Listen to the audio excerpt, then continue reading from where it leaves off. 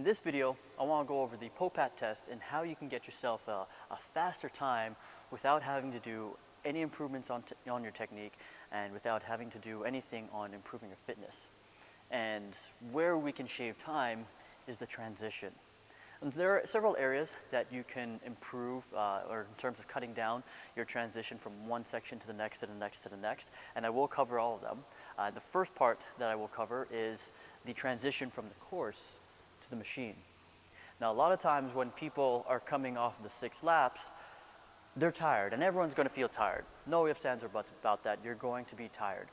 But what I commonly see is people come around the cone and then they walk up to the push-pull machine. And that walk, you're probably using up to 5 or 6 seconds, possibly more, just to transition from the course to the machine. So rather than walking to the machine, run right to it, or at the very least, jog to it. And right there, you could be saving yourself from 2 to 3 seconds. And if you're one of those people who are just right on the border of pass and fail, 2 seconds is huge. So that is one particular section of the course, or of the test, I should say, where you can cut down on your transition. The second area where you can cut down on your transition is when you're completing your 6 rotations of the pull and then going straight into your push. Now, I will note, sometimes it is good to give yourself a quick breather before you go into the push, but you just got to be cautious of how long it takes you before you get into it. So if you find yourself stopping after the 6 rotations and giving yourself 10, 15, 20 seconds just to catch your breath, you got to cut that time right down. Take a few deep breaths in, and once you got it, shove it right in. So that is the second area. The third area will be transitioning from the machine over to the vault. The transition from the machine over to the vault is one that I find a lot of people will take their time with as well. So as soon as they are done with the machine, again, quite often, they're walking over and then they're getting into their front fall. But instead of walking over, and even though the distance isn't all that long, that's still a lot of time that you're using up to walk.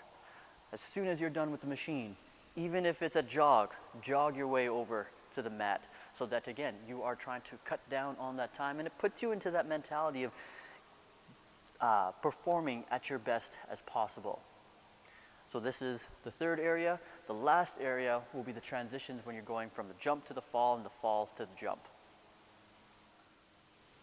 So the last area of the POPAT test where people have a tendency to use up a lot of time is that transition going from the fall to the jump and the jump to the fall.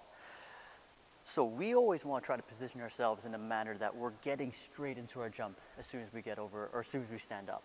And as soon as we land, we want to be in a position where we're going straight down right away. So let's use the front fall as an example. Now, most times when people get up from a front fall, they'll pop up with both legs, turn, and either step into the jump, or they'll pop up with both legs, turn, and do some kind of hop into the jump. Again, nothing wrong with doing something like that, but there's a lot of steps involved with it. So you're on the ground, you pop up, that's one step. Then you got to turn, there's 2 steps. Then you either step into the jump, which is their third step, or hopping into it, which is 3. If possible, face the bar. So when you face the bar and you get up in the sprinter position and you attack it right away. Or even if you are facing sideways, if you're parallel to the bar, as you get up, you're still coming up one leg and boom, straight into your jump.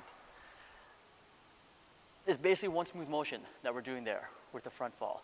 We're able to get right into the jump as we're getting up versus popping up, turning, then jumping.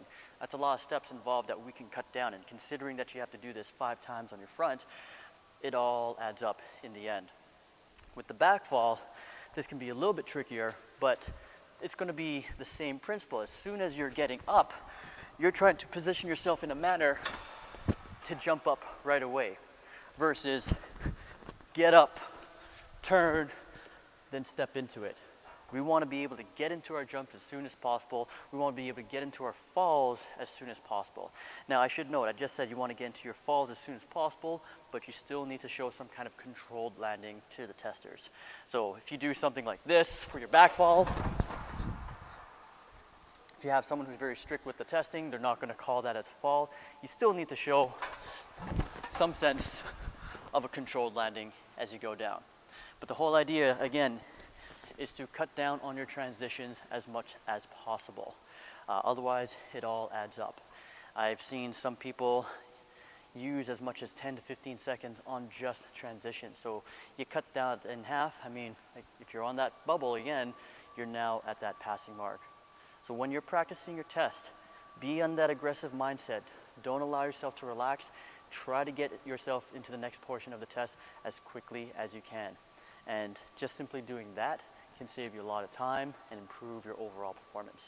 So if you got any questions, you can always email me at redline.conditioning@gmail.com or feel free to leave a comment below.